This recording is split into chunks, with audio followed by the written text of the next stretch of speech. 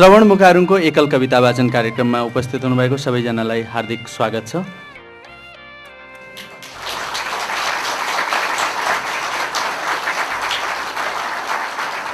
समयले र श्रवण मुकारुङको सशक्त कविता, खास गरी विषयनगरजीको बयान यसपटक जुन किसिमले लोकप्रिय भयो र जुन किसिमले यो कविता सम्मानका साथ सुनिनुपर्छ भन्ने हामीलाई लाग्यो, त्यसकारण यो कार्यक्रम गरिएको हो। कवि, कवयत्री, कविताका प्रेमीहरू सबैमा नमस्कार। म जीवनको लय कविता पाठ गर्छु। मलाई के खुसी छ भने युवा पिँढीहरूमा सबभन्दा चर्चित राम्रो कविता लेखेर हुने श्रवण मुकारुङको यो एकल कविता वाचनमा मलाई उनले रोजेको एउटा कविता पढ्ने अवसर दिनुभयो। अवसर दिने सबैलाई कृतज्ञता ज्ञापन गर्छु। कविताको शीर्षक छ जीवनको लय। 1 2 3 1 2 3 तपाईँ वाल्समा बाँधिनु भयो। जीवनको नग्नता हो विचार, तर आशा, निराशा, उत्तेजना एक रिदमिक तीव्रता जस्तो लहर नदीको तीव्रता हो। बतास टाकुराको एकान्त आलापको निरन्तर हिउँ खसिरहनु या पग्लिरहनु तीव्रता हो हिमालयको। 1 2 3 1 2 3 प्रत्येक बोध विश्राम वा खाली, शून्य वा मृत्यु योजक हो जीवनको। जस्तो बुद्ध र यशोधरा, ब्लुज र नीलो, मार्क्स र स्वप्न, महावीर र यातना, झलकमान र सारङ्गी। मानिस आफैमा के हो? के हो मानिस? तर जीवन चलिरहन्छ यत्नहरूको नजिक नजिक। 1 2 3 1 2 3 गइसकेपछि फर्किन सकिन्छ? गइसकेपछि फर्किन सकिन्छ? भइसकेपछि नहुन सकिन्छ? जीवन एक लय हो असंख्य टुक्राहरूको, जो क्षणको खस्रो जराबाट उभिन्छ तरलताको भीमकाय रुख। 1 2 3 1 2 3 धन्यवाद। नमस्कार, म विक्रम सुब्बा। अब म अलिकति कार्यक्रमको बारेमा जानकारी दिउँ। कवि श्रवण मुकारुङको आजको कविताहरूलाई हामीले 7 खण्डमा बाँडेका छौँ। पहिलो खण्डमा प्रारम्भिक चरणका कविताहरू, दोस्रो खण्डमा प्रेम सम्बन्धी कविताहरू, तेस्रोमा पोर्ट्रेटहरू सुनाउनुहुनेछ, चौथोमा केही अमूर्त कविताहरू पनि उहाँले लेख्नुभएको छ, तिनीहरू सुनाउनुहुनेछ, पाँचौँमा केही गीतहरू सुनाउनुहुनेछ, छैठौँमा अलिकति सामाजिक विषयवस्तु समेटिएका कविताहरू सुनाउनुहुनेछ र अन्त्यमा राजनीतिक चेतले भरिएका कविताहरू सुनाउनुहुनेछ। अब म पहिलो प्रारम्भिक चरणका कविताहरूको प्रस्तुतिको निम्ति म सबभन्दा पहिले कवि श्रवण मुकारुङलाई स्वागत गरिदिनु हुनुको निम्ति आह्वान गर्छु। श्रवण मुकारुङ। यो मेरो जीवनमै मेरो लागि अत्यन्तै अविस्मरणीय घटना भएर रहनेछ। मैले सबभन्दा पहिले पढ्ने कविता देश खोज्दै जाँदा। घाँसको घारी उचाल्न नसकेर असिन पसिन थिइन् दिदी, मैले सघाएँ उनले भनिन् भाइ देश ज्यादै गराउँछ। ढाकरको पिँधमा टेकुवा अडाउन नसकेर भिरालो बाटोमा लर्खराउँदै थिए दाई, मैले सघाएँ उनले भने भाइ देश ज्यादै अप्ठ्यारो छ। एक बथान वस्तुहरूलाई गोठमा हुल्न नसकेर चिच्चाइ चिच्चाइ रुँदी थिइन् बहिनी। मैले मद्दत गरेँ, उनले भनिन् दाई देश नसक्नुको छाडा छ। कापी कलम राखेको झोला हराएर उदास उदास घर फर्किरहेका थिए भाइ। मैले सान्त्वना दिएँ, उनले भने दाई देश साह्रै बदमास छ। मैले जे जति गरेँ त्यो म आमा बालाई सुनाउन चाहन्थेँ, तर म के घरभित्र पसेको मात्रै थिएँ। आमा बाका संयुक्त स्वरहरू उर्लिए, बदमास, छाडा, माटोलाई भार, म देश खोजिरहेको थिएँ। धन्यवाद। अहिले यो कविता पढ्न लाग्दा मलाई हाम्रो निर्देशक नवीन सुब्बाको याद आयो। उहाँले एक दिन मलाई भन्नुभएको थियो, श्रवणजी तपाईँका प्रत्येक कवितालाई एउटा सिनेमा बनाउन सकिन्छ। र त्यो कहाँसम्मको सत्य हो उहाँ नै जान्नुहुन्छ। मैले पढ्ने कविताको शीर्षक माझी गाउँको हल्ला। नदीमा ताराहरू डुबेका छन् भन्ने गाउँभरि हल्ला चलेपछि ऊ सबेरै बल्छी बोकेर हिँड्यो।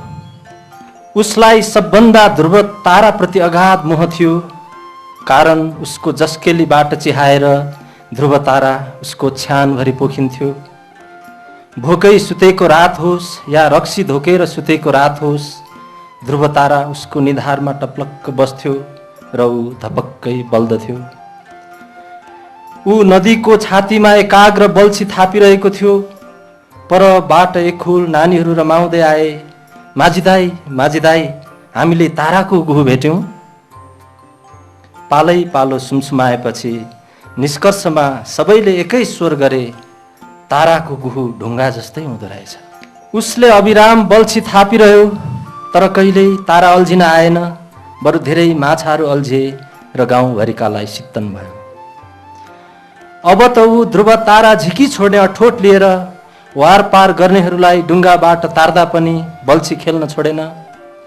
नानीहरू किनार उचाल्दै कराउन थाले, माझी दाई हामीलाई तारा छिटो झिकिदिनुहोस् न। वर्षाको याम न थियो। एक रात ठुलो बाढी आयो र निष्ठुरी बाढीले ध्रुव तारा झिक्न अभ्यस्त उसलाई बगाएर कहाँ कहाँ पुर्यायो। भोलिपल्ट बिहान सबेरै गाउँमा अर्को हल्ला चल्यो। नदीमा रहर लाग्दो जुन पनि डुबेको छ। धन्यवाद। अब अर्को कविता, यो हराएको सूर्य। पहेँलपुर धानबारीबाट टाढा निहाल्दा नितान्त एक्लो कुनै पहाड देख्छौ, जो तिमीलाई वर्षौँदेखि निर्मेष हेरिरहेको छ। आज भने ऊ आउँछ र बोल्छ कि भनेर तिमी उतै तानिँदैछौ, चुपचाप तानिँदैछौ। मानौ तिम्रो तनमा एउटा सङ्गीतमय आवाज अस्पष्ट आइरहेछ। एउटा गहिरो अचेतन आँसु भित्रभित्रै सुकसुकाइरहेछ। जुलुस, लोग्ने, सिन्दुर र खटखट खटखट। अहिले तिमी भनी घुम्दै कपालमा बस्न खोज्ने भमरालाई कच्याले हिर्काएर हिलोमा खसाल्न केही मानिरहेकी छैनौ। त्यो गम्भीर पहाडको नाम न तिमीलाई थाहा छ न मलाई थाहा छ। तैपनि त्यो पहाड क्रमशः तिम्रो सामु आउँछ र तिम्रै इच्छामा तिमीलाई अँगाल्छ, बिस्कन अँगाल्छ।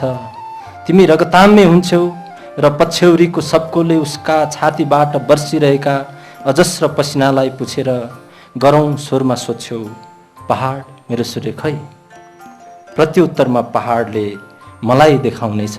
म खटखट खटखट गाडा हाँक्दै त्यही पूर्वको नितान्त एक्लो पहाडतिर गइरहेको हुनेछु। क्रमशः गइरहेको हुनेछु तिम्रो पोखिएको सिन्दुर बटुल्न। धन्यवाद। यो कविताको शीर्षक छ हुलिया। मान्छे जुनमा पुग्यो भन्ने थाहा पाएपछि हाम्रो ठुलेले पनि घर छोडेको छ। कञ्चनजङ्घा जस्तो छाती, गुराँस जस्ता आँखा र रकेट जस्तो रहर बोकेर हिँडेको कहाँ पुग्यो कुनै खुट खबर छैन। कोही भन्छन् हिमाल चढ्नेहरूका पैतला सुमसुमाउँदै स्वाभिमानको हाँक दिँदैछ कि सोलुखुम्बुतिर। कोही भन्छन् बैलगाडा चोराएर चतुर गोर्खालीको परिभाषा फलाग्दैछ कि बहादुरगञ्जतिर 4 चौरास खोजे पत्तो लागेन। अस्ति एउटा मान्छे नुनको भारीसँगै सप्तकोशीमा झर्यो, धन्य ठुले होइन रहेछ। अर्को मान्छे खाडीमा मर्यो, धन्य ठुले होइन रहेछ। उस्तै उस्तै मान्छे जुलुसमा पर्यो, धन्य ठुले होइन रहेछ। कोही भन्छन् 4 खालमा न्यु खोज्दै होला सरकारसित, कोही भन्छन् एयरपोर्टमा घुस खुवाउँदै होला सरकारलाई, कोही भन्छन् सिंहदरबारमा सिन्दुर लगाउँदै होला सरकारको। कञ्चनजङ्घा जस्तो छाती, गुराँस जस्ता आँखा र रकेट जस्तो रहर बोकेर जुनमा पुग्ने मान्छेको सेखी झार्न हिँडेको ठुले, तपाईहरू कसैकामा भाँडा पो माझ्दैछ कि खबर गर्नुहोला, हामीलाई साह्रै सुर्ता लागेको छ। धन्यवाद। सुनौँ अब श्रवणले लेख्नुभएका प्रेम सम्बन्धी केही छानिएका कविताहरू। सबभन्दा पहिले सुनाउँदैछु।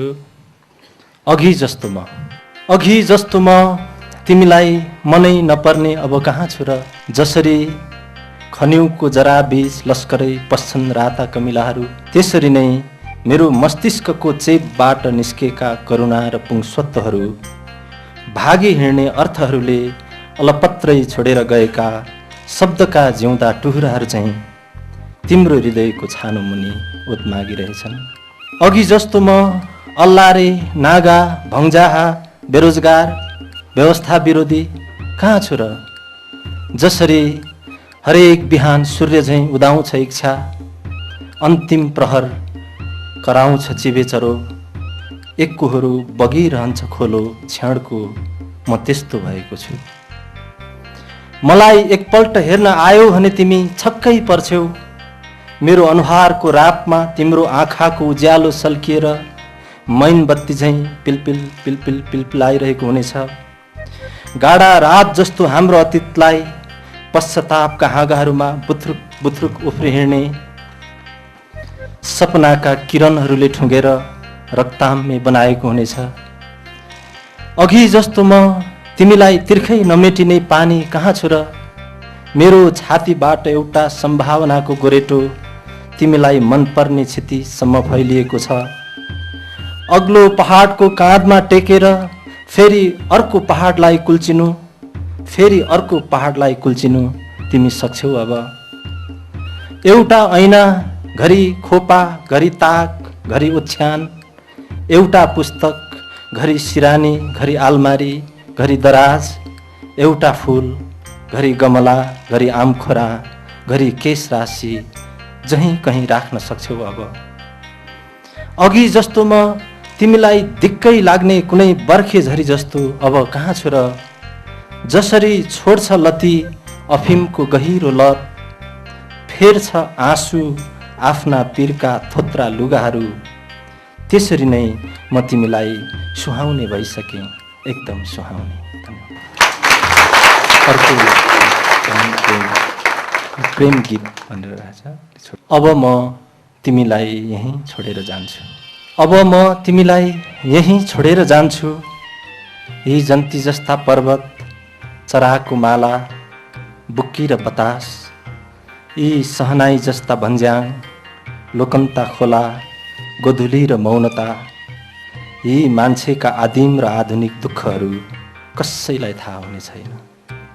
अब म तिमीलाई यहीँ छोडेर जान्छु। मलाई खोज्दा खोज्दै कुनै प्रिय दिन तिमी मर्नेछौ, कुनै इतिहास बन्ने छैन त्यो, मृत्यु पर्यन्त पनि भेट्ने छैनौ मलाई, कुनै युग, कुनै काल, कुनै जन्म। मेरो मन फर्किने छैन कहिल्यै पगली, अब म तिमीलाई यहीँ छोडेर जान्छु, यहीँ, बस यहीँ, यो तिम्रो सिउँदोमा बजिरहेको मेरो आलो रगतको बाँसुरीमा। धन्यवाद। यो सूर्य ग्रहण भन्ने छ। तिम्रो सिउँदो भर्न मैले यसरी हत्केला चिरे जस्तै, पृथ्वीको सिउँदो भर्न सूर्य आकाश चिर्दै चिर्दै आउने गर्छ। यसरी निधारै भरिएर रगत तिम्रो पाउभरि खसे जस्तै, हिउँ खोलाहरू नदी हुँदै समुद्रमा खस्ने गर्छन्। मेरो छातीको सिरानी लगाएर तिमी मैले अनेक सपना देखे जस्तै, या मन्दिर छोएर हर्षले बरबरी रोए जस्तै, सूर्य कति रोयो होला सूर्यग्रहणमा। तर एक्कासी तिमीले झैँ पृथ्वीले सूर्यलाई छोडेर गयो दुःखमा। अहिले पृथ्वीको सिउँदो भर्न चन्द्रमा आकाश चिर्दै चिर्दै आइरहेछ। मसित त न चक्कु छ न त्रिशूल। प्रेम पर्व भन्ने छ, यो चाहिँ नारी भएर लेखेको हो। आरुका फुलहरूबाट तप्प तप्प झरिरहेका शीतहरू आँखाभरि थापेर आकाश गङ्गालाई हेर्दा मेरो राजा मैले हजुरलाई देखेँ। बारीको डिलैडिल उफ्री हिँडे मृग झैँ, माथिका यी अध्यारा पर्वतहरू, तलको त्यो रेलको रित्तो बाटो, नुनिलो आभास जम्मै बिर्से मैले। मान्छेहरूले वर्षौँदेखि पुज्न छोडेको त्यो निरीह मन्दिरलाई, मान्छेहरूले वर्षौँदेखि फर्की नहेरेको त्यो न्यास र देउरालीलाई स्वर्गको लालसामा फेरि ढोगे मैले। हजुर आउनुहोला भनेर अनिदायी सपनाका चरा र छुङछुङती नाचिरहेका हातका चुराहरू, मनभित्र त्यसै त्यसै पोको पारिराखेको शरम लाग्दा के कुराहरू, यी घरका आशातीत झ्याल ढोकाहरूलाई सुम्पेँ मैले। लौ हजुर त झन्झन आकाशिँदै, प्रेम भनेको दृष्टिको अनन्तता पो रहेछ, स्वर्ग भनेको हृदयको उचाइ पो रहेछ, ईश्वर भनेको आफ्नो सबभन्दा प्यारो वस्तु पो रहेछ। वर्षौँदेखि बज्न नपाएका यी कुण्ठित घण्टहरूलाई बेस्कन बजाउँदै म चिच्याएँ। ए हिँड्दा हिँड्दै निख्री जाने उकाली ओह्राली, ए बस्दा बस्दै थकाइ मेटी जाने चप्लेटी, कलिला छाँगा रुपौला रात र छुनछुनाउँदा चियाका पातहरू, कसले भन्छ यी बतासका झोक्काहरू हाम्रा प्रेम चिन्हहरू होइनन्, कसले भन्छ यी दहमा खसेका पातहरू हाम्रा प्रेम पत्रहरू होइनन्। साँगुरो भो मलाई झरीका हारीहरू, साँगुरो भो मलाई सम्झनाका घारीहरू, आरुका फुलहरूबाट तप तप झरिरहेका शीतहरू आँखाभरि थापेर आकाश गङ्गालाई हेर्दा मेरो राजा हजुर भएको। यो आँसु भन्ने आँसु नआउँदै तस्बिर आउँछ, आँसु पलाउँदा सम्झना झाँगिन्छ, क्षितिज धमिलिन्छ, आँसु झर्दा आँखामा खस्छ, बालक जलमलाउँछ, आँसु पुस्दा चुरा बज्छ, आँखामै खरानी पस्छ, आँसु सुक्दा उज्यालो हुन्छ, दैलो उग्रिन्छ। यसरी आँसु बाहिरियो भने त ठिकै छ, भित्रै रहिरह्यो भने के हुन्छ। आँसु सम्हाल्ने त मन हुन्छ, नसके रुमाल हुन्छ। भनाए परदेशी तिमीले पसिना पुस्ने रुमाल सपनामा फुल हुन्छ।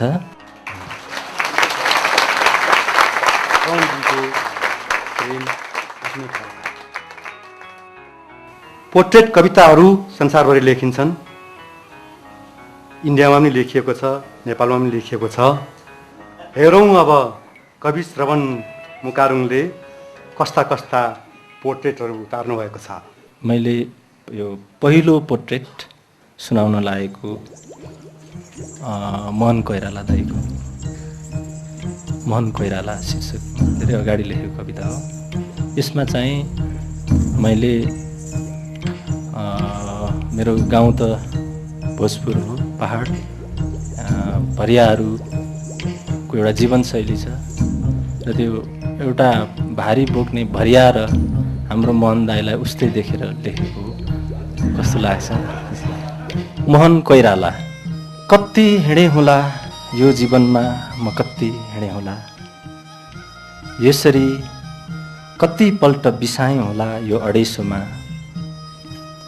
मेरो सपना जस्तो बगी जाने यो खोलाको पानी कहाँ पुग्यो होला अहिले। कठै यो रुख त्यसै बुढो भएछ, धेरै अघि मलाई यसैमा झुन्डी मरु लागेको थियो, बचाएको थियो यही रुखको त्यो यौवनले त्यसको गोलो छाया अझै हिँडिरहेछ मेरो कुम कुम भएर। कति हिँडे होला यो जीवनमा म कति हिँडे होला। मैले छोडेर आएकाहरूलाई भन्नु थियो मलाई लिएर आउनु, मलाई छोडेर गएकाहरूलाई भन्नु थियो पुगेर मलाई भेट्नु। मैले खास गरी मन दाइको कविता नबुझ्दाखेरि लेखेको थियो।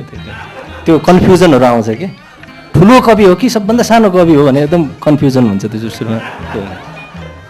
अनि त्यही लेखेँ अब त्यो मैले छोडेर आएकाहरूलाई भन्नु थियो मलाई लिएर आउनु, मलाई छोडेर गएकाहरूलाई भन्नु थियो पुगेर मलाई भेट्नु। उफ यो मध्याह्न रगत खाने तिर्खा कति निमोट्नु निधारकाई निमुखा पसिनाहरूलाई।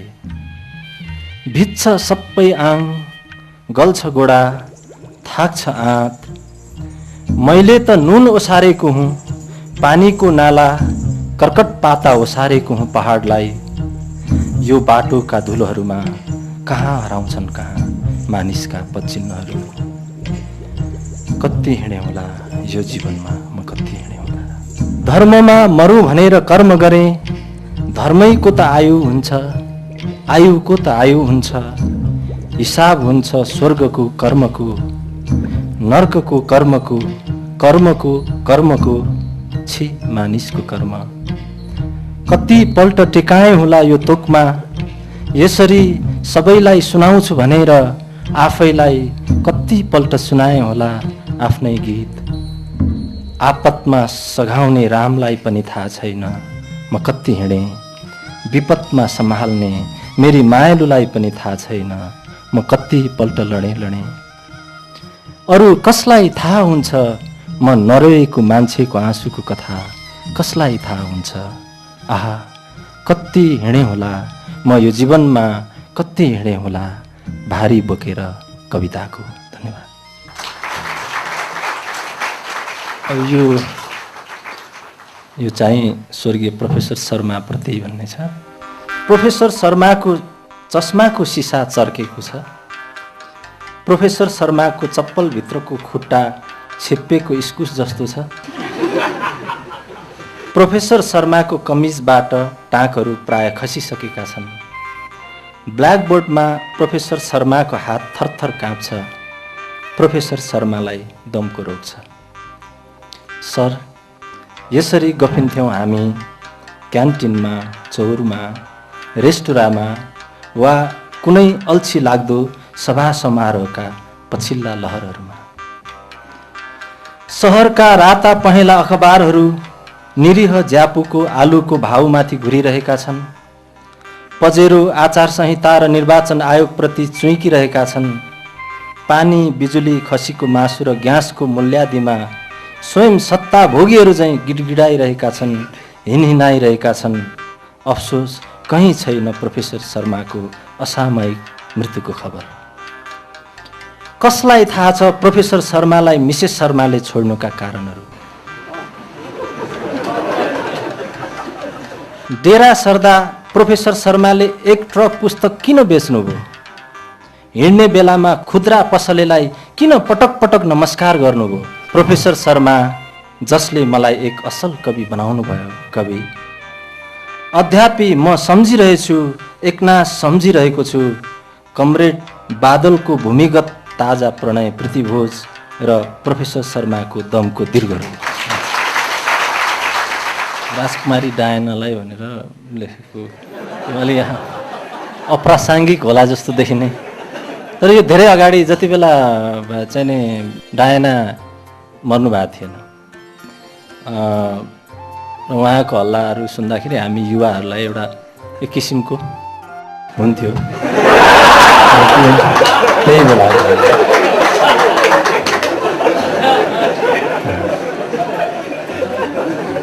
र यो बडो भावुक भएर लेखेको छु। राजकुमारी डायनालाई मैले तिम्रो आँखाको समुद्रमा एक जहाज माया र केही गीतका अल्बमहरू पठाएको छु। मैले तिम्रो आँखाको समुद्रमा एक जहाज माया र केही गीतका अल्बमहरू पठाएको छु। ब्रह्माण्ड जस्तो यो जहाजको कुनै दिशा छैन, सम्झना जस्तो मेरो मायाको कुनै तौल छैन। आकार छ तर खास आकार छैन, बिसाउनु कुन्नी र कुनै निर्दिष्ट किनार छैन, तर गतिशील छ गइरहेको छ जहाज। कुनै अप्रचलित दर्शनको किताब जस्तो बग्दै बग्दै, कुनै वियोगान्त उपन्यासको पात्र जस्तो तैरिँदै तैरिँदै मैले तिम्रो आँखाको समुद्रमा एक जहाज माया र केही गीतका अल्बमहरू पठाएको छु। बकिङहम दरबारको अदृश्य झ्यालबाट तिमी हिन्द महासागरमा स्वतन्त्र सलबलाइरहेका व्हेलहरू हेर्नु, प्रत्येक पल्ट पहाड जस्तो ज्वार उठ्दा त्यसभित्र पूर्वेली आइमाईका कथक नृत्यहरू हेर्नु, तिम्रो अङ्गरक्षक राजकुमार भएर घोडा हाँकिरहेको हुन सक्छ समुद्रमा, सर्वाङ्ग खोलेर झ्यालका खुम्चाइहरू मनलाग्दो बतासको स्पर्श लिनु। आजसम्म पत्ता नलागेको अर्को दिशा पनि छ यता, निहार्नु फुलै फुलको गुफाभित्र यो कविलाई। धमिलो तस्बिर खन्याएर नयाँ अल्बमका रिलहरूमा तिम्रो नाम मेरो नाम, म यस्तो रहिरहेको हुन्छु अव्यवस्थित अर्केस्ट्रा। केही विदुर घण्टका अशक्त धुनहरू छन् तिमीलाई, केही विधवा मन्दिरका अपाङ्ग गीतहरू छन् तिम्रो देवतालाई, र अल्बम अगाडिको गम्भीर अनुहार तिम्रो देशलाई। मैले तिम्रो आँखाको समुद्रमा एक जहाज माया र केही गीतका अल्बम। यो सबै ठुलो मानिसहरूको मात्रै पोर्ट्रेट भयो अहिलेसम्म। एउटा सामान्य मानिसको पोर्ट्रेट छ, कृष्ण। यो पनि म नारी भएर कृष्ण। त्यो घामको अनुहार नदेखेको कृष्णको अनुहार देख्यो कि मलाई घिन लाग्छ। त्यो पानीको छिट्टो नभेटेको कृष्णको कपाल देख्यो कि मलाई रिङ्गटा लाग्छ। बिहान धारामा घिच्च दाँत देखायो भने कृष्णले दिनभरि आफ्नो काम बिग्रन्छ। बेलुकी झ्यालतिर लुसुक्क आँखा लगायो भने कृष्णले रातभरि आफ्नो सपना बिग्रन्छ। म हाटबाट फर्कँदा भूत जस्तो पछि पछि आउँदो रहेछ कृष्ण, मेरो त हंसले पनि ठाउँ छोड्यो। म जङ्गलबाट झर्दा दुम्सी जस्तो अघि अघि झर्दो रहेछ कृष्ण, मेरो त जिउभरि काँडा उम्रियो। सपनामा पनि हातमा सर्प लिएर लखेट्छ मोरो, बिउजदा पसिनै सरी हुन्छु। विपनामा त झन् आँखैमा अलक्षिणा, म रातभरि भरि रुन्छु। देख्यो कि परै सुइसिला पार्छ, भेट्यो कि असती आँखा मार्छ, अनुहारमा रगत सार्छ। आमा त्यो कृष्णले मलाई कुन दिन कुन अभरमा पार्छ। ताजा तगडा नयाँ ज्वाइँलाई ससुरालीमा भोक लाग्यो भन्न लाज लाग्छ। कविहरूलाई अचेल नेपालमा सरकार छ कसैले भन्यो भने लाज लाग्छ। अरूलाई केमा लाज लाग्छ कोनी, तर मलाई चाहिँ कसैले अमूर्त कविता मैले बुझेँ भन्यो भने साह्रै लाज लाग्छ। अब पालो आएको छ केही अमूर्त कविताहरूको। सबभन्दा पहिले शब्दको ईश्वर। जसका लागि समर्पित छन् यी शब्दहरू, उनीहरू बुझ्दैनन् यसको अर्थ। उनीहरू बुझ्छन् बतासको रङ, आकाशको भाका र झरीको मौनता। मेरा यी शब्दहरू विपरीत उनीहरू मानिसलाई ठान्छन् शब्दको ईश्वर र आफ्नै रगतका उज्याला फुलहरू चढाउँछन् त्यसलाई, भत्काउन दिन्छन् पसिनाका प्रस्तरहरू। दाँत खसेको कोदालो, निम्नलाई बलेको लालटिन, लहरे खोकी र मध्य असारको चकाभक, कति गम्भीर छन् शब्दका ईश्वरहरू। उनीहरूले बुझुन् भनेर मानिसको शालीनता विरुद्ध मैले आफ्ना धारिला शब्दहरूलाई उफारेँ। सडक सडक, चोक चोक, गाउँ गाउँ, बस्ती बस्ती, पर क्षितिजमा अल्पिरहेका ताराका बत्थानहरू देखेर थाहा हुनुपर्ने हो शब्दको जीवन। एक्लै साँझको सुखसुखाहट सुनेर फर्किनु पर्ने हो त्यो तन्नेरी शब्दको वैरागी अर्थ। त्यो शून्य रात उसलाई भन्ज्याङमै भेट्नु पर्ने हो उनीहरूका निश्चल आँखाहरूले।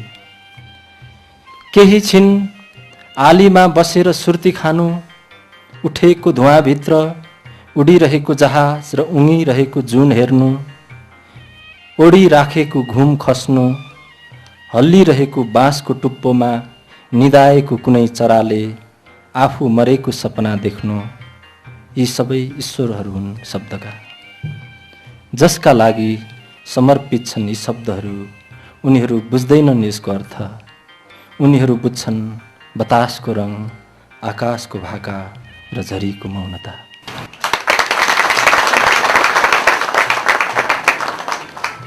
यो जङ्गली फुल गाउँ सहर या नगरतिर मलाई जङ्गली फुल भन्छन्। गाउँ सहर या नगरतिर मलाई जङ्गली फुल भन्छन्, तर जङ्गलमै त मेरो नाम अर्कै छ। समुद्र बुढो। राति समुद्र बुढो लालटिन लिएर आउनेछ त्यहाँ। लामो दारी, चहकिला आँखा र हातमा रातो किताब देखेर तिमी उसलाई माख सम्झिन्छौ। सिरानीको बन्दुक आँसुको फुलले छोपिनेछ। नरिवलको गाछीभरि बतासले रेट्न थाल्नेछ भयलिन दुःखको। खस्न थाल्नेछन् चन्द्रमाका हातहरू टाढाको बस्तीमा, तिमी उठ्नेछौ। प्रत्यागमन। कुन दुःखले उनेको यो माला पहिरिने मान्छे नफर्कँदै तिमी माटो भइसक्नेछौ। तिम्रो कोमल हृदयको अनुहार भएर आँसुसरीको एउटा सिमल उम्रिनेछ र त्यसको अभागी हाँगामा सधैँ घाइते चखेवाले रात काट्नेछ। तिम्रो कुमारी सपनाको सूर्यले आत्मदाह गरेको आकाशको नेपथ्यमा उसका आदर्शका आभाहरू चिथुरिनेछन्। प्रेमका जर्जर तारहरूले ऊ ढल्नेछ र उसको इच्छाको समाधिबाट उठेको शोकधुन खुनै खुन हुनेछ क्षितिजमा। तिमीलाई सम्झिनै नसक्ने गरी बिरानिएर, देख्नै नसक्ने गरी अन्धिएर आइपुग्नेछ एउटा सम्भावना र उसले तिमीलाई खोजी हिँड्नेछ तिम्रो जीवनका प्रत्येक विपक्षहरूलाई कुल्चिँदै टाकुरा, गर्ती र पनेला रातका पहाडहरूमा। रात छिप्पिँदै जानेछ र रातले तिम्रो सङ्गी त्यो खोलालाई बाँसुरी बनाउनेछ। पहाड टाढिँदै जानेछ र पहाडले तिम्रो सङ्गी त्यो गोरेटोलाई मफलर बनाउनेछ।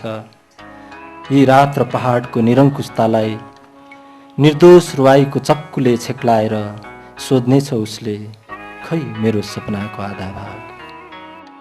तिम्रो कण्ठ रोकिनेछ र ऊ अथाह विपत्तिको एक बुद्ध झैँ सिमलका यी अभागी हाँगाहरू लतार्नेछ। त्यसका बैजनी पातहरूले आफ्नो छातीमा लागेका आँसु र खुनहरू पुस्नेछ।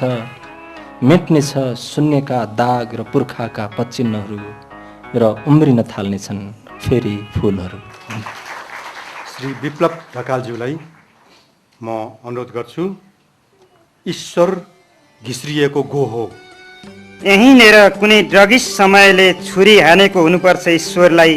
यो मन्दिरको अशक्तता छेउ दिनभरि उफ्रेका पप गीतहरूले कुल्ची गएको हुनुपर्छ केही गम्भीर गजल, भजन र मालसिरी धुनहरू। यो बुद्ध जस्तो साँझलाई वेदका केही वृद्ध ऋचाहरूले तरबार बनाएको हुनुपर्छ र यो काटिएको अल्लाह आकाशको आँखाभरि बाइबलका केही रोमान्टिक पदहरूले आफ्नो पिरो स्वप्न खोजिरहेको हुनुपर्छ। यहीँबाट खर्पनमा मृत सूर्य बोकेर गएको नित्से जस्तो ब्रेकफेल ट्रक फर्केको हुनुपर्छ। दर्जनौं एब्स्ट्र्याक्ट तराईवासीहरू लिएर यहीँनिर कुनै ड्रगिस समयले छुरी हानेको हुनुपर्छ ईश्वरलाई। यहीँबाट निखर सेतो परेवा मङ्गोलियन शिशुको आँखा खाएर सागरतर्फ उडेको हुनुपर्छ। उसको नाबालिग आमाको सांस्कृतिक बक्सेबाट बहिरहेछ आधुनिकता। चुरोटको आर्टिस्टिक धुनसँगै रेस्टुराँका गुप्त क्याबिनहरूमा फैलिरहेछ शास्त्रीय सङ्गीत। पाखे ईश्वर यहीँबाट फर्कन्छन् रात्रि बसहरू सुदूर गाउँ उन्मुख भएर। टोपीमा साङ्लो लिएरै आइपुग्छन् ओसोहरू ईश्वर बन्ने सपनासित दुर्घटित हुन। यहीँनिर कुनै ड्रगिस्ट समयले छुरी हानेको हुनुपर्छ ईश्वरलाई। यहाँका यी हास्य मुदित सहरहरू कहँदैनन् ईश्वरत्व। चिहानभित्र फेरि बौरेको थाहा पाएर फर्काइएका जस्ता डिप्रेसिस्ट दर्जनौं राष्ट्रवादी कविहरू लेख्ने आँटै गर्दैनन् ईश्वरका कविता। यहीँ फुल्छ स्टिफन हकिङलाई सुहाउने गुलाब, तर चेपिन्छ त्यो हस्तरेखाको पुस्तक र छात्रहरूका टिन एज अटोग्राफहरूमा। थाहा छैन यहाँका भद्र कलाकारहरूलाई थिएटर जस्तो अखबारका प्रभातीय पृष्ठहरूमा कसरी चिच्याउँछ ईश्वर। दासत्वका विदेशी ब्रह्म भैँसीहरू धपाउँदै यहीँबाट फर्कन्छन् गाउँवादी नेताहरू। यहीँनिर कुनै ड्रगिस्ट समयले छुरी हानेको हुनुपर्छ ईश्वरलाई। यहीँबाट जसै आइरहेछन् गृहलक्ष्मीहरूका नारीवादी खित्काहरू, लोकल दादा जस्तो जुन चुइकिरहेछ बाहिर, झ्यालबाट फुत्त उफ्रिन्छ बिरालो, फुटाइजान्छ केही टिपिकल गमलाहरू। छेवैको अर्धनिद्रित छेडीबाट सुप चपाउँदै निस्कन्छन् केही उपबुज्रुकहरू। इराकमाथिको कारबाही, देवेगौडाको फ्यान्टास्टिक मुस्कान, महाकाली सन्धि, मिस नेपाल, ग्रेटर नेपाल, उग्र राष्ट्रवाद, दैविक राष्ट्रवाद। यहीँनिर कुनै ड्रगिस्ट समयले छुरी हानेको हुनुपर्छ ईश्वरलाई। यो पेन्टी ब्रा र मगमगाइरहेको बिरिएको सुगन्ध ईश्वर स्त्री हुनुपर्छ। यो गुन्द्रुक किनेमा ईश्वर गाम्ले हुनुपर्छ। यो कार क्यासिनो ईश्वर सहरिया हुनुपर्छ। यी त खातेहरू हुन्, अर्को पागल, अर्की सस्तो बेस्या र अरूहरू हुन्। यसरी हेरिरहँदा टाढा देखिने अस्पष्टता ईश्वरको निर्दोषिता हुन सक्छ। यी भोका पर्खालहरूबाट पखालिँदै गएका नाराहरूसित ईश्वरको केही अंश हुनुपर्छ। यी नाङ्गा भित्ताहरूबाट च्यातिँदै गएका पम्पलेटहरूसित ईश्वरको केही अवशेष हुनुपर्छ। भर्खरै रेलिङ तोडेर गएको जुलुसभित्र ईश्वर थिएनन्। यस्तरी सडक भत्केको छ, यस्तरी मन्दिर र गुम्बाहरू भत्केका छन्, लतारिएको छ बिजुलीको तार। यहीँनिर कुनै ड्रगिस्ट समयले छुरी हानेको हुनुपर्छ ईश्वरलाई। यहीँनिर कुनै आदिम मान्छेको हृदयसित दुर्घटित भएको हुनुपर्छ ईश्वरको बौद्धिकता। यहीँनिर कुनै ड्रगिस्ट समयले छुरी हानेको हुनुपर्छ ईश्वरलाई। माथि पहाडबाट घोडा यदि फर्क्यो भने दम फुलाउँदै एक्लै आमा त्यसको करेली खोलिदिनु होला, पानी दिनुहोला र नयाँ सवारको निम्ति ठिक्क पारिदिनु होला। आँसुले तपाईँका आँखा धमिला छन् भने, घाउले तपाईँको अनुहार ढाकेको छ भने, आमा म हराएकोमा नरुनु होला, किनभने स्वतन्त्र भएर बाँचेको देश नै तपाईँको छोराको सजीव मूर्ति हो। अब नयाँ तरिकाले गीत लेख्ने एकजना सशक्त गीतकारको रूपमा हामीले पाएका छौँ श्रवण मुकारुङलाई। उहाँका केही गीतहरू सुनाउँ। गीतको मेरो जिन्दगी सुरु भएको मेरो आदरणीय काका सङ्गीतकार गुलुम मुकारुङबाट हो र अहिले यो आएर मेरा मित्र आभासजीले मेरा गीतहरूलाई लयबद्ध गरेर गाइरहनु भएको छ। एउटा तामाङ दाईको गीत सुनाउँदैछु। पिरै पिरको भारी बोकी कता जाने तामाङ दाई, पिरै पिरको भारी बोकी कता जाने तामाङ दाई, उभो लागे बिगु गुम्बा उँधो लागे निलो गङ्गा, उभो लागे बिगु गुम्बा उँधो लागे निलो गङ्गा, जहाँ पुगे नि सुख छैन सपना देख्ने मान्छेलाई, पिरै पिरको भारी बोकी कता जाने तामाङ दाई। पहाड नाघ जङ्घार तर भेटिने त उही सूर्य, बिसाउने हो यशोधरा तिम्रा लागि तिमी बुद्ध, पिरै पिरको भारी बोकी कता जाने तामाङ दाई, जहाँ पुगे नि सुख छैन सपना देख्ने मान्छेलाई। यो बाटोमा पसिनाको एकपछि अर्को हिमाल, यो बाटोमा पसिनाको एकपछि अर्को हिमाल, जति आँसु बहे पनि आफ्ना लागि आफै रुमाल, पिरै पिरको भारी बोकी कता जाने तामाङ दाई, उभो लागे बिगु गुम्बा, उधो लागे निलो गङ्गा, जहाँ पुगे नि सुख छैन सपना देख्ने मान्छे।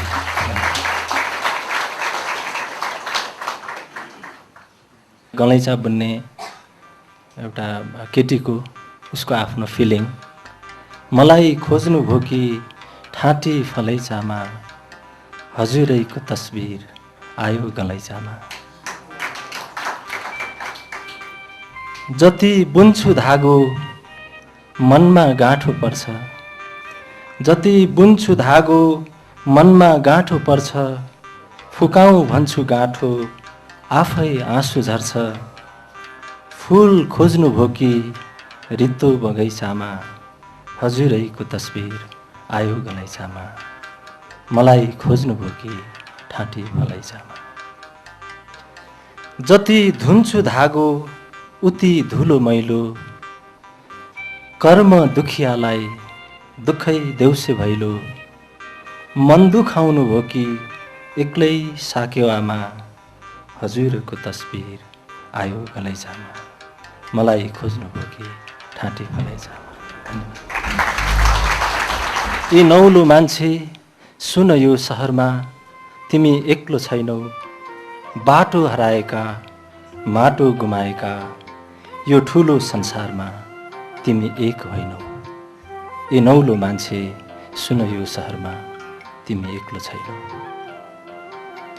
कति छन् यहाँ आफ्नो नाम खोज्दा बेनाम भएका, कति छन् यहाँ अनुहार खोज्दा पगली झरेका, यी नौलो मान्छे सुन यो सहरमा, तिमी एक्लो छैनौ।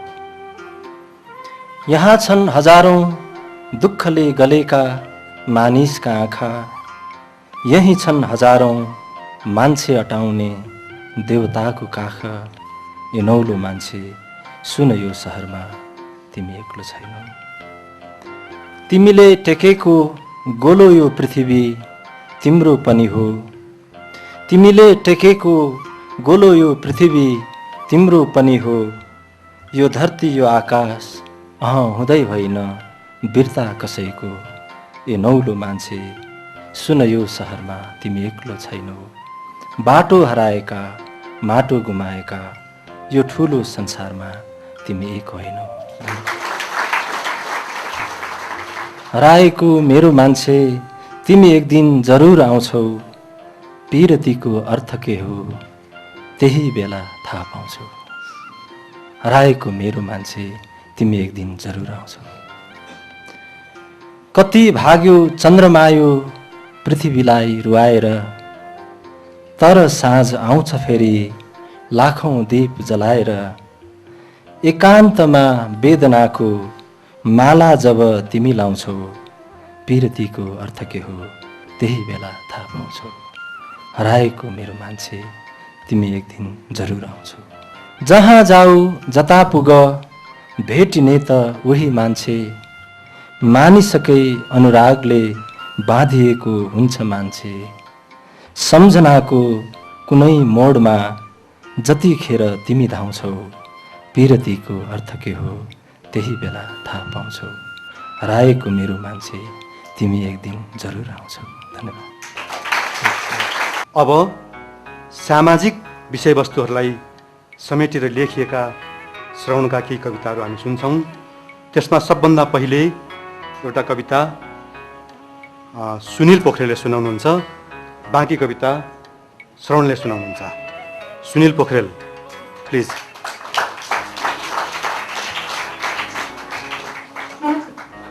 यो कविताको सानो पृष्ठभूमि छ। खासमा हामीले केही महिना अघि एउटा पूर्व कमलरीहरूको एउटा नाटक यहाँ गर्न चाहेका थियौँ, अनि केही पूर्व कमलरीहरूलाई देउखुरीबाट निम्ताएका पनि थियौँ यहाँ। त्यो नाटक तयार गर्ने क्रममा के पुगेन जस्तो भयो, अनि हामीले श्रवणलाई एक दिन बोलाएर एउटा कविता लेखिदिनुहोस् न यो नाटकको लागि भनेर रिहर्सल देखायौँ, पूर्वाभ्यास। त्यसपछि उहाँले एउटा कविता दिनुभयो। पहिले लेखेको कविता दिएर हामीलाई ढाँट्नुभयो कि त्यही बेला लेख्नुभयो त्यो थाहा छैन, तर त्यो कविता चाहिँ यही हो। हामीले त्यसलाई त्यो नाटकमा प्रयोग गरेका थियौँ। हो नि। हे सूर्यदेव, हे अग्निदेव, हे आकाश, हे धरती, हे जलदेव, हे वायुदेव, जसरी यो रुख उभिएको छ मेरा सामु, त्यसरी नै उभिएको छु म तपाईँ समक्ष। हे आदिदेव, हे परमपुर्खा, जहिले उम्रियो यो रुख यहाँ, उसै बेलादेखि म उम्रिएको थिएँ यस मैदानमा, फैलिएको थिएँ म क्षितिजको गहिराईसम्म। जसरी उनीहरूले यो रुखका कलिला हाँगाहरू लुछे, त्यसरी नै मेरो हात, खुट्टा, गिदी र आँखाहरू लुछे। मेरो छातीका आदिम करङहरू भाँचेर आफ्ना लागि सुरक्षित घर बनाए। मेरो आवाज लुछेर उनीहरूले आफ्नो भाषा बनाए। मेरो रुवाई लुछेर उनीहरूले आफ्नो गीत बनाए। मेरो आक्रोश लुछेर उनीहरूले आफ्नो हतियार बनाए। मेरो आँसु लुछेर उनीहरूले आफ्नो प्यास मेटाए। हे ईश्वर, हे सृष्टिकर्ता, हे पौरखी, जसरी यो रुख हल्लिन्छ प्रत्येक हुरी, बतास, झरी र बदलिँदा ऋतुहरूमा, त्यसरी नै म हल्लिन्छु पात झैँ मेरो दुःखमा। हे प्रभु, हे महाज्ञानी, हे परम ब्रह्म, यो रुख उनीहरूको थिएन। यो माटो, खेत, खलिहान र बाटो, यो जङ्गल, खोला, चरा र गीत उनीहरूको थिएन।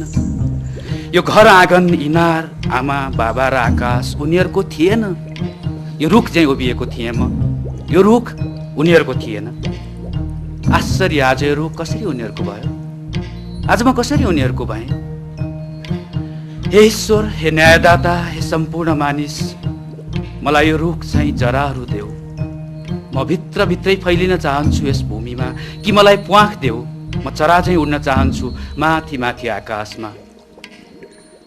मेरो खुन र पसिनाले अगाएका, मेरो खुन र पसिनामा नुहाउने, मेरो खुन र पसिनाले बाँचेका मेरा मालिकहरू, मलाई एकपल्ट घोङ्गी टिप्न देऊ, घोङ्गी। माछा मार्न देऊ, माछा। रक्सी खान देऊ, रक्सी। एकपल्ट फेरि पखाल्न देऊ तिमीले लगाएका नयाँ पुराना दागहरू। गाउन देऊ मलाई मेरो गीत, मनाउन देऊ मलाई मेरो मागी। धन्यवाद।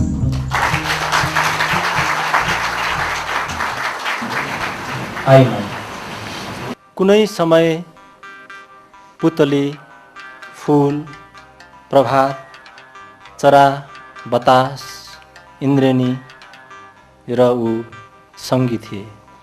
हिउँ, झरी, जुहारी र केटा साथीहरू, स्कुल, गोरेटो र साँझ र दहको ऐना थपिए क्रमशः। विषम 2059 साल माघ 1 गते ऊ 16 वर्षकी भयो। पोहोर यही दिन उसकी दिदीको बिहे भएको थियो।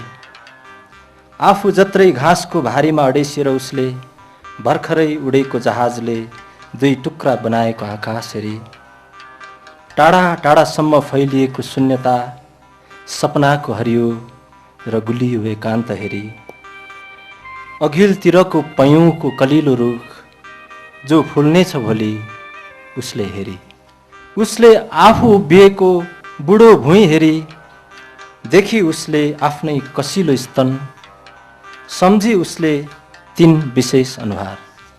पहिलो उसकै बाबु, जसले यस्तै कुनै समय, सायद ऊ 15 वर्ष लाग्दै थिए, उसका छरिएका केश राशि बटुल्दै ठुली भएकी छोरीको कर्तव्य, सांसारिक माया मोह, पराई घर र जीवनका बारे धेरै बेर सम्झाएका थिए।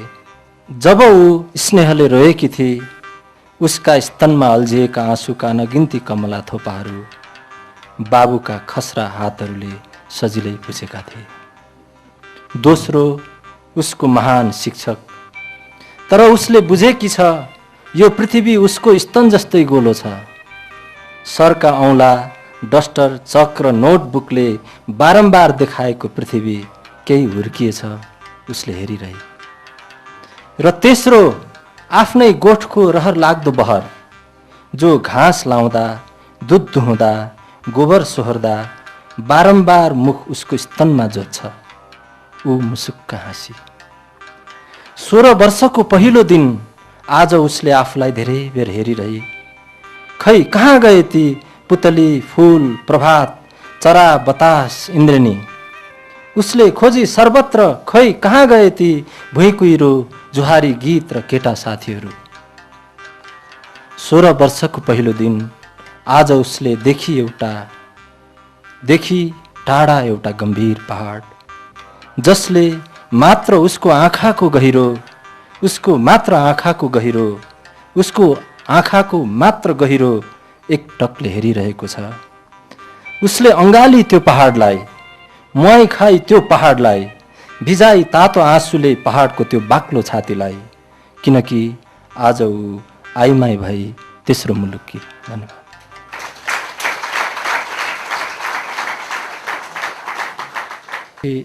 यो संवादको शैलीमा छ। सानो बच्चा भएर लेखेको छु। दिदी किन त्यो चन्द्रमा, दिदी सधैँ त्यो भन्ज्याङसम्म चन्द्रमा बोकेर आउँछन् भरियाहरू, र त्यो चन्द्रमा त्यहीँबाट आकाशतिर लाग्छ। भरियाहरू यहाँ आइपुग्दा भारीमा नुन तेल, एक एक अँगालो सुकेको दाउरा, हारे जस्तो आँखा र उदास उदास अनुहार। दिदी त्यो चन्द्रमा त्यहीँबाट किन आकाशतिर लागेको होला? किन त्यसरी त्यसले भरियाहरूलाई छक्काएको होला? भारी माथि भारी बनेर किन सताएको होला त्यो चन्द्रमाले? कि भरियाहरूलाई गरिब भनेर हेपेको? दिदी सधैँ त्यो बन्जाङसम्म चन्द्रमा बोकेर आउँछन् भरियाहरू। भरियाहरू हामी जस्तै सबै कुरा बुझ्दैनन् र असत्य बोल्दैनन्, होइन दिदी? भरियाहरू हामी जस्तै राम्ररी लाउन खान जान्दैनन्, होइन दिदी? पक्कै यिनीहरू हामीले जस्तै चन्द्रमालाई खुबै माया गर्छन् क्यारे। र त बोकेर ल्याए, नत्र गिच्याउँदै ल्याउँथे, बरु ल्याउँदैनथे। नत्र भारीमै खाँदेर ल्याउँथे, मायाले शिरमै राखेर ल्याए। तर दिदी किन सत्यले मान्छेलाई सधैँ लखेटिरहन्छ? भरियाहरू आफू लुटिए झैँ त्यो चप्लेटीबाट आकाश हेरिरहेछन्। होइन दिदी, किन त्यो चन्द्रमा त्यहीँबाट आकाशतिर लागेको होला? यदि म त्यो चन्द्रमा भएको भए भरियाहरूसँगै गाउँ जान्थेँ। यदि म त्यो चन्द्रमा भएको भए त्यसरी आकाशतिर भाग्दिनथेँ। कति निष्ठुर हगी त्यो चन्द्रमा। दिदी के संसारका सारा राम्रा कुराहरू निष्ठुर हुन्छन् गरिबका लागि? हजुरलाई थाहै हुँदैन चन्द्रमा भागेको। त्यति बेलै हजुर तल खोलामा पानी लिन जानुभएको हुन्छ। तपाईँ नफर्कँदै चन्द्रमा बोकेर थाकेका भरियाहरू हामी कहाँ एक रातलाई बास माग्छन्, एक छाकलाई पानी माग्छन् र आगो जोड्छन्। मायाले होला, म त सोध्नै सक्दिनँ चन्द्रमा कति गराउँथ्यो। दिदी सधैँ त्यो भन्ज्याङसम्म चन्द्रमा बोकेर आउँछन् भरियाहरू, र त्यो चन्द्रमा त्यहीँबाट आकाशतिर लाग्छ। अनि दिदी हामी दुवैलाई सधैँ यही भन्ज्याङमा छोडिराखेर सबेरै बाटो लाग्छन् चन्द्रमा जस्तै भरियाहरू। पत्रकार, तिमी छक्क पर्छौ कि तिमी जस्तै ऊ कुनै होचो घरको मझेरी, बलेसी, पँधेरी, जङ्गल, अँध्यारो छेडी, साँघुरो गोठ या अस्पतालको कुनै बेड वा परिसरमा आफ्नै आमाको कोखबाट उसको जन्म भएको हुन्छ। तिमी अझ छक्क पर्छौ कि तिमी जस्तै पहाडको कुनै अपरिचित गाउँको धुलो या भित्री मधेसको कुनै टोल, खेत, इनार, आँपको फेद, राजमार्गको छेउ अथवा सहरको कुनै गल्ली डबली या पिच रोडहरूमा दगुर्दा दगुर्दै ऊ हुर्किएको हुन्छ। उसलाई देखेपछि तिमी झन् तिन छक्क पर्छौ। तिम्रा जस्तै उसका आँखा, मुस्कान र गहिरो आत्मविश्वास। आहा, उसलाई भेटेपछि त झन् तिमी छक्क पर्नुको कुनै सीमा नै रहँदैन। के पत्रकार आफैमा एक मानिस हो? घाम एकदम सिधा तिम्रो सिउँदो माथि मस्त छ। तिमीलाई आज आकाश हेर्नु छैन। तिमी एकदम उसलाई हेरिरहेछौ एक टकले। हेर्दा हेर्दै उसका बलिष्ठ पाखुराहरू फैलिरहेछन् घडी फुलको लहरा भएर, र तिम्रो मुटु र मस्तिष्कको गोलो पृथ्वीलाई कस्तै छ बेस्सरी। तिमीलाई थाहा छैन प्रजातन्त्र र पत्रकार कुन माउ कुन चल्ला। तर तिमीलाई थाहा छ आफू उभिएको भूमि। सुन, जिउँदो देशमा पत्रकारको प्राय हत्या हुन्छ र उसको उद्दीप्त अनुहार कुनै आतंककारीको बुढो बन्दुकको दवासमा सविस्तार अवतरित हुन्छ। तब तिमी छक्क पर्दैनौ, किनकि तिम्रो सिउँदोको सिन्दुर लोकगीत भइसकेको हुन्छ। धन्यवाद। यस वर्षको दसैँ सत्ताधारी र सत्ता विरोधी दुवैलाई त्यति महत्त्वपूर्ण हुने छैन, किनकि यस वर्षको दसैँमा अहिले खाइरहेको मासुको विशेष स्वाद पाइने छैन।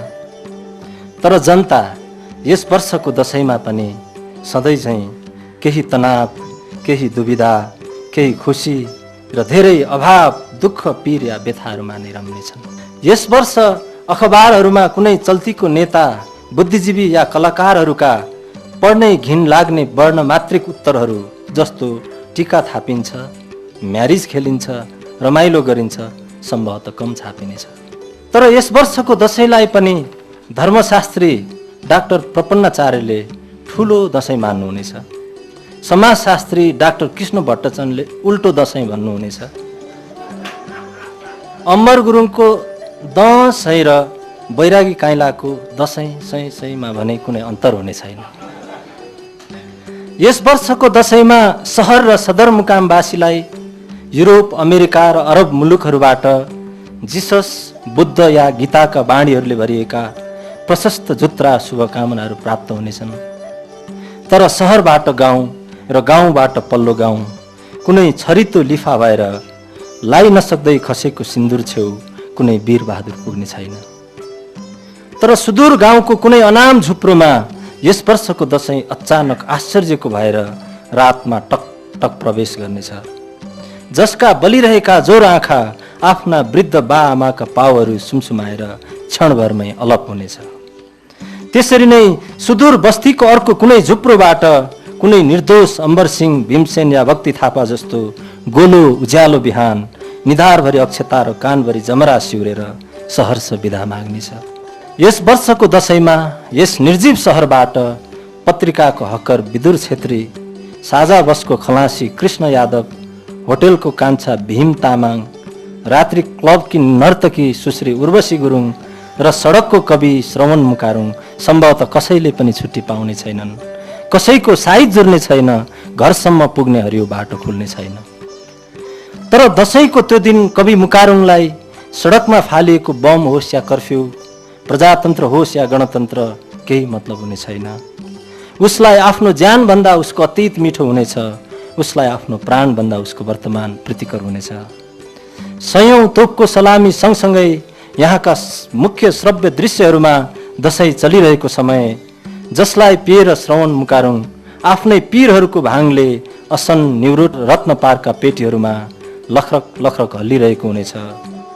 हिजो काती हिमाल जस्ता दौतरीहरू फेरि भेटिन्छन् कि भनेर, अथवा कहिल्यै नफर्कने गरी गएका पहाडी खोलाहरू आफ्नो माटो र मूलको असीम मायाले फर्किन्छन् कि भनेर दिनभरि लिङ्गे पिङ जस्तो आशाको झिनो बतासिँदा मच्चिँदै एकान्तको लतले थकित राति अबेरसम्म निदाउन सक्ने छैन। उसका निरीह आँखाहरूमा एकाएक उसको बाक्लो गाउँ र अग्लो बाँसको झ्याङ लुम्रुङ आइपुग्नेछ।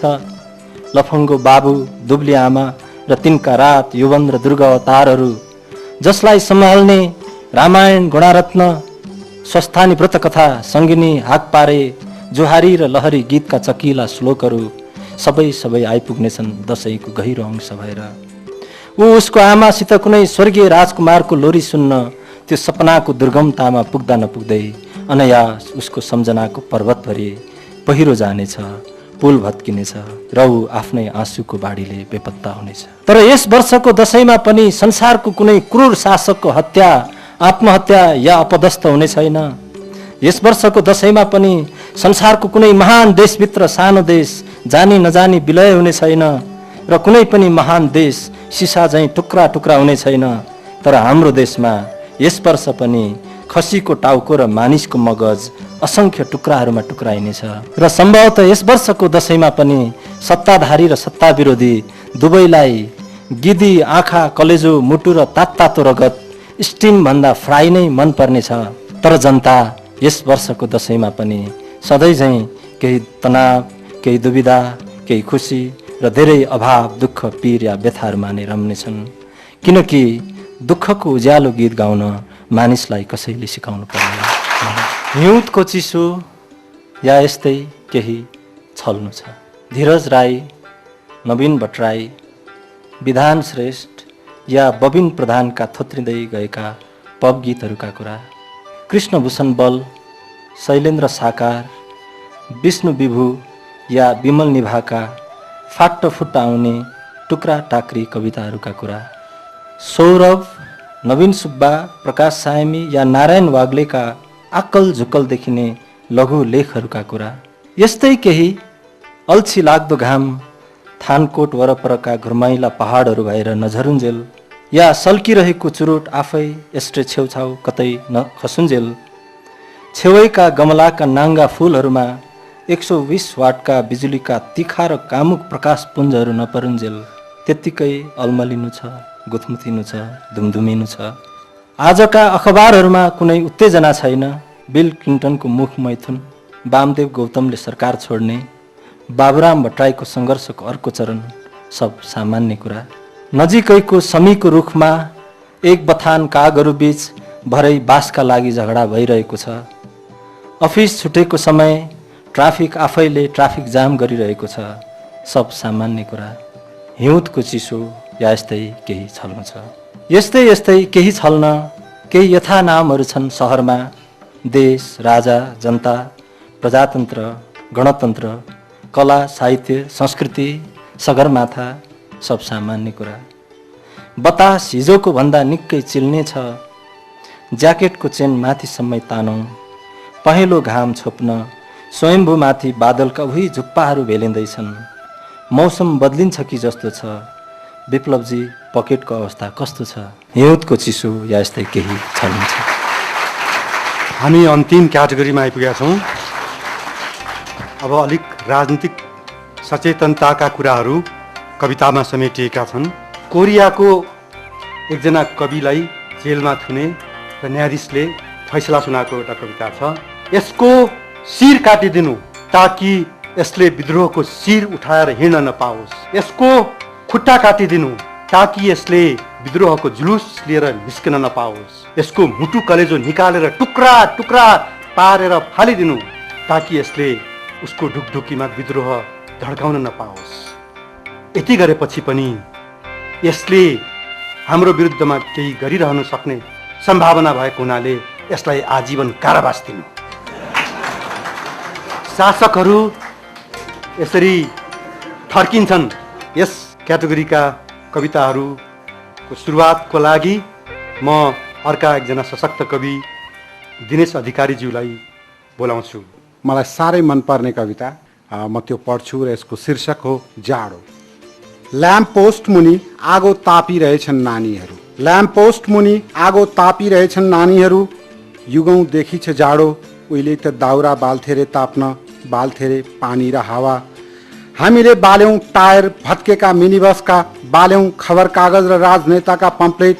आज नानीहरू बालिरहेछन् धर्मग्रन्थका अन्तिम पृष्ठ, फिल्मफेयर र आधुनिक कविता। के बाल्लान् भोलि नानीहरू, के बाल्लान् हौ? युगौँदेखि छ जाडो, ल्याम्प पोस्ट मुनि आगो तापिरहेछन् नानीहरू। धन्यवाद। कसले पत्ता लगायो अमेरिका? कोलम्बसले। कसले मुक्त गरायो भारत? गान्धीले। अथवा कसले रच्यो महान चीन? कन्फ्युसियसले? माओ सेतुङले? कदापि मान्दिनँ म। कसले उभ्यायो दरहरा? कसले बनायो घण्टाघर र रानी पोखरी? कसले लड्यो नाला पानी?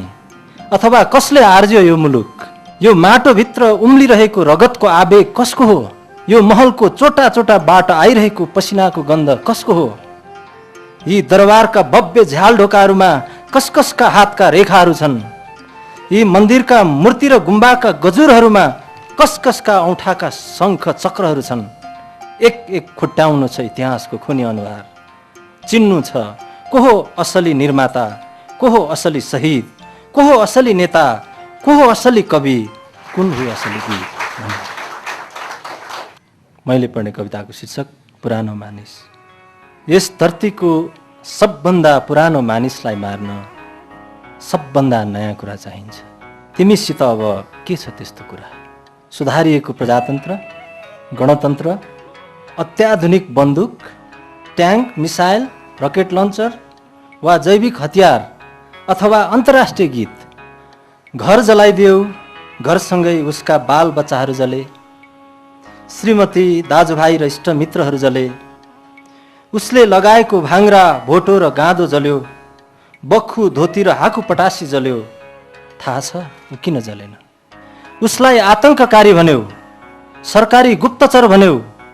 तिम्रो चरम यातनाले उसका विनयी हातहरू छिनालिए, निर्दोष आँखा र जिब्रो थुतिए, घाँटी र खुट्टाहरू गिडिए। उसको पृथ्वी जस्तो मुटुलाई सङ्गीनले उनेर विजयको हुङ्कार गर्यौ। तर थाहा छ ऊ किन मरेन? यस धरतीको सबभन्दा पुरानो मानिसलाई मार्न सबभन्दा नयाँ कुरा चाहिन्छ। तिमीसित अब के छ त्यस्तो कुरा? भाषा, धर्म, जाति, संस्कृति, सम्प्रदाय, राष्ट्रियता वा मानव अधिकार अथवा सुप्रिम अमेरिका?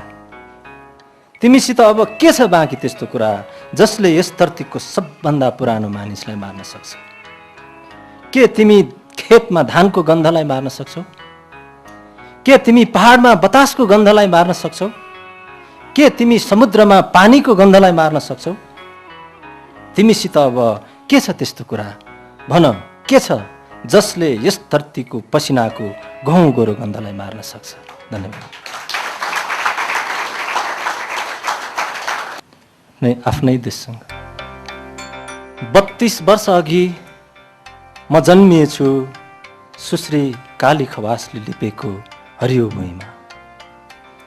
बाबाले रोप्नु भएको आल्छाको रुखभरि पोखिएको पहेँलो घाम र करेसाको लाहुरे फुल। आहा, मेरी आमाका सपना कति घुर्मैला क्षितिजहरू। 32 वर्षपछि आज अझै त्यो क्षितिज मेरी आमाका जब्बर जोर आँखाभित्र सल्बलाइरहेको छ, गहिरो नीलो सर्पिल। तर देश, तिमीले मेरी आमाका ती इमान्दार सपनाहरूलाई अपमान गरिरह्यो। तिम्रो सपनाको ज्यालो बोकेर मैले यो कालो सहरमा सिसिफस बाँचेको। मेरा राता पसिनाहरू खेलाएर तिमीले आफ्नो खुनी जन्मोत्सव मनाइरहेको। इतिहास, बुद्ध, हिमाल र रगतका कुलतहरूमा फसाएर मेरो बलिष्ठ विचारको पुरुषत्व छिनेको। अब हिसाब किताब गर्छु म। सुन, मैले तिम्रो एक ढिक्को नुन सित्तै खाएको छैन, एक खिली सुर्ती बेहिसाब पिएको छैन, एक हरक श्वास त्यसै फेरेको छैन। आज भन्छु म तिमीलाई, मेरा पुर्खाहरूको अहमको चिहान, तिनका गलेका मासु, हड्डी र आँखा, तिनका सम्पूर्ण अज्ञानताका पीपहरू बुझ्छु म तिमीलाई। बुझ्छु म तिम्रो अनुहारको छली मुद्रा, बुझ्छु म तिम्रो मौनताको क्रूर भाषा। अझै म अनागरिक भइसकेको छैन देश, बुझ्छु म तिम्रो राष्ट्रिय गीतको स्लो पोइजन्स। यो सहरका कुना कुनामा मेरो आँसुको उज्यालो हरफ तिम्रा लागि सित्तन भएको छ।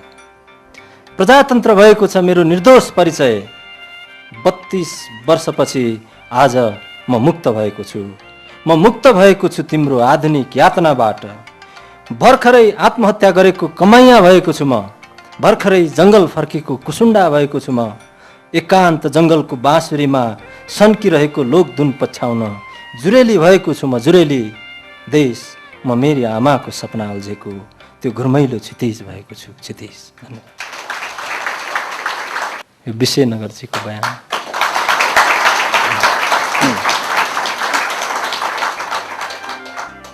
मालिक, म यो गोर्खा राज्यमा 250 वर्षपछि बौलाएँ।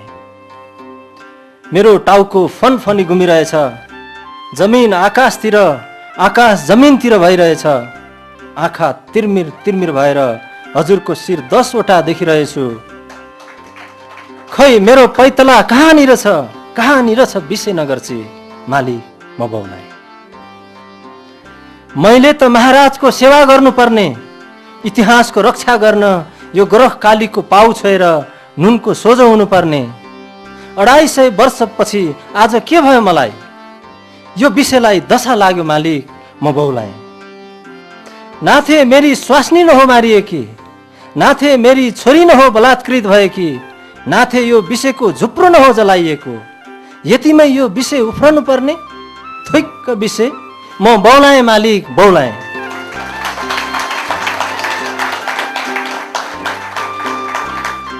मेरो हात भाँचियो, अब म हजुरका भारदारहरूलाई लबेदा सिउन सक्दिनँ। नरसिंगा फुक्न, सनाई बजाउन अथवा कुनै मङ्गल गान वा ऋतु गीत गाउन सक्दिनँ।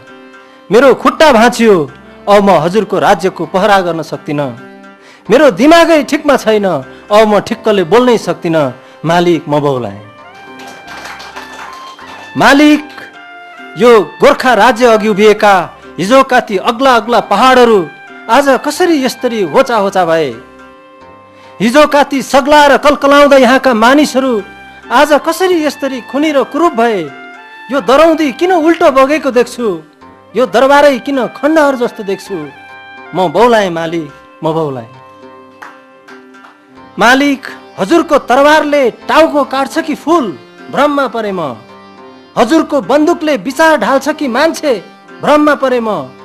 यस राज्यलाई प्रजाले बनायो कि राजाले? भ्रममा परे म। 250 वर्षदेखि म तपाईँ समक्ष छु मालिक। म कसरी आतंककारी हुन सक्छु? म केवल बौलाएँ मालिक, बौलाएँ। हो, मैले मालिकको दिव्य उपदेश पालन गरिन होला। रक्सी खाएर यो देश मैले पनि आर्जेको हुँ भने होला। भानुभक्त बाजेको गीत र मेरो सियो बराबर हो भने होला। मैले सिएका सुकिला लुगा ओढेकाहरूलाई मेरो नाङ्गो आङ देखाएँ होला। बौलाएपछि मैले मेरै भगवानलाई पनि गाली गरेँ होला। मालिक, मान्छे बौलाएपछि आफैसित पनि न्यु खोज्दो रहेछ। 250 वर्षदेखि मैले तुनेका थाङ्नामा हुर्केका मेरा दर सन्तानहरू कहाँ कहाँ पुगे? मैले खोज्न चाहेँ होला। मेरा औँलामा खोपिएका छ्यान्द्रा र बगेका रगतहरूले मलाई उक्सायो। तरबारले आर्जेको मुलुक भन्दा मैले धागोले हुनेको मुलुक विशाल ठाने होला।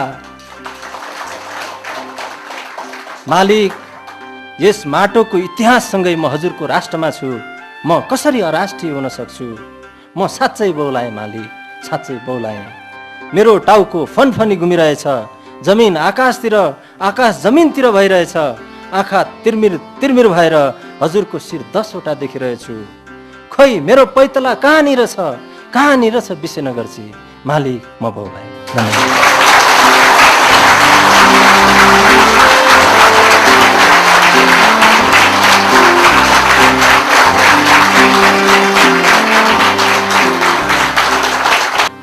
हिमाल एसोसिएसन, गुरुकुल र नेपाली.com को संयुक्त आयोजना हो यो कार्यक्रम। र यसमा एउटा महत्त्वपूर्ण उद्घोषण गर्नुपर्ने छ। तपाईहरूले तिर्नु भएको, यहाँ प्रवेशका लागि तिर्नु भएको सम्पूर्ण 100% रकम व्यवस्थापन खर्च या अरू कुनै खर्च नकटाइकन कवि श्रवण मुखारुङको सम्मानमा अर्पण गरिनेछ।